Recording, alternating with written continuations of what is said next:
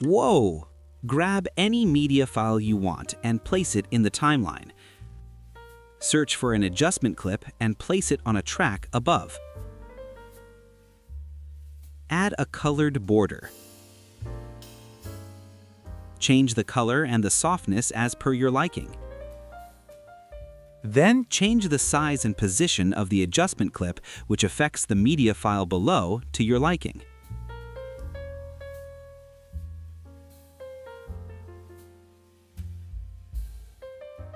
Search for a Gaussian blur and drag it onto the adjustment clip, and in the same way, start off with a higher number. At whichever frame you want it to revert the haziness to normal, bring it down to 0. Similarly, keyframe the Y value or even X value if you want.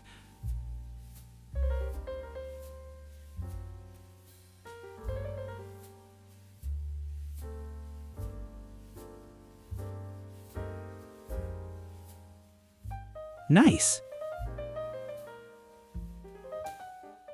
You can then change the media below the adjustment clip. That's why this system is quite flexible. You can even change where the keyframes are, and you can improve the entire animation as you like.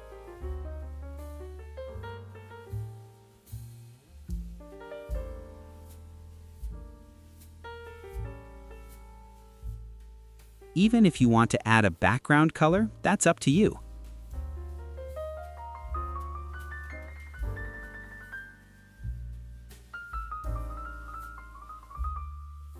Now my work here is done. Remember, don't be greedy and share. See you in the next one.